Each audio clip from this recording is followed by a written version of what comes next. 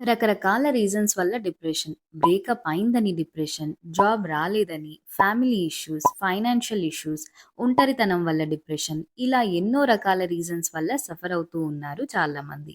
అయితే ఇలాంటి డిప్రెషన్స్ అన్నిటికి మీ చేతుల్లో ఉండే సింపుల్ ట్రిక్ చెప్తాను. అదే ఎక్సర్సైజ్.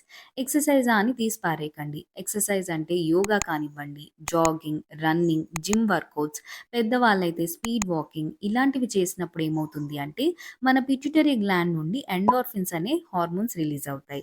సో ఇవేం చేస్తాయి అంటే మిమ్మల్ని డిప్రెషన్ నుండి బయటపడేలాగా చేస్తాయి. మిమ్మల్ని హ్యాపీగా ఉంచుతాయి. ఎలాంటి ప్రాబ్లమ్ అయినా గానీ దానికి సొల్యూషన్ అందేలాగా బ్రెయిన్‌ని యాక్టివేట్ చేస్తాయి. అండ్ ఇదే కాకుండా ఆటోమేటిక్‌గా నిద్ర బాగా పడుతుంది. ఫుడ్ క్రేవింగ్స్ తగ్గుతాయి. ఆకలి అవ్వని వాళ్ళకి మంచిగా ఆకలి కూడా అవుతుంది. సో ఇలా చేయండి. మీరు డిప్రెషన్ నుండి బయటపడతారు. లేదు అంటే మీ ఈచ్ అండ్ ఎవ్రీ సింప్టమ్‌కి కూడా హోమియోపతిలో మందులున్నాయి.